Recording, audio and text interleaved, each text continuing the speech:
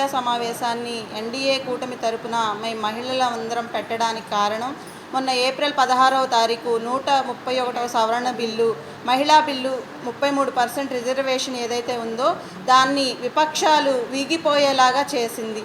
సృష్టికి మూలం ఆడది అంటారు, ఆడది లేకపోతే ఈ సృష్టే లేదంటారు. అలాంటి ఆడవాళ్ళు ఈరోజు చట్టసభల్లో వచ్చి వాళ్ళ గొంతు వినిపించాలి అంటే విపక్షాల్లో ఉన్న ఎంపీ మహిళలు సైతం ఆ బిల్లుని వ్యతిరేకించడం అనేది చాలా బాధ కలిగించిన విషయం మాకు. ఆ రోజు 2 రోజులు పార్లమెంట్ సమావేశాలు లైవ్లో వీక్షిస్తూ అయిపోవచ్చింది, మహిళలకి ఇంకా రేపు సాధికారత రాబోతుంది అని ఎంతో ఆనందంగా ఎదురు చూసే క్షణాలని ఎంతో బాధ కలిగించి ఇండియా మొత్తంలో ఉన్న మహిళలందరినీ బాధ పెట్టిన ఏవైతే ఈ విపక్షాలు ఉన్నాయో వాళ్ళందరూ ఇది వాళ్ళ గెలుపని ఆనందపడుతున్నారేమో, కానీ ఇది ఇంతటితో ఆగిపోలేదు, ఇది ఆరంభం మాత్రమే.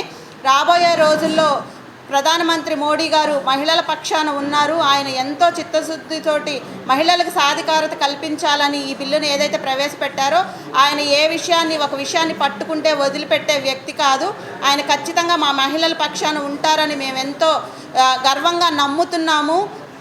దీనికి కూటమి పార్టీలు ఏదైతే ఆంధ్ర రాష్ట్రంలో ఉన్న చంద్రబాబు నాయుడు గారు కావచ్చు, పవన్ కళ్యాణ్ గారు కావచ్చు, వీళ్ళందరూ మద్దతు తెలియజేసినా కానీ వాళ్ళు ఏదైతే విపక్షాలు దీన్ని వీగిపోయేలా చేశారో ఇవన్నీ ఏమీ జరగవు. రాబోయే రోజుల్లో ఈ బిల్లుని మళ్ళా ప్రవేశపెట్టి మోడీ గారు మహిళా సాధికారత వరకు సాధిస్తారని ఆ రోజు మీ అందరి ముందే మేము ఆనందంతో ఇలాగే ప్రెస్ మీట్లు పెట్టి మీకు తెలియజేస్తామని మీడియా ముఖంగా తెలియజేసుకుంటూ, ఇది ఏదైతే మహిళలకి మనోక్షోభ కలిగించారో మహిళలను బాధ పెట్టిన వాళ్ళు ఎవ్వరూ బతికి బట్టకట్టిన ఇది లేదు. మీకు కూడా రాబోయే రోజుల్లో ఇదంతా తెలిసిద్దని మీకు తెలియజేసుకుంటూ సెలవు తీసుకుంటాం.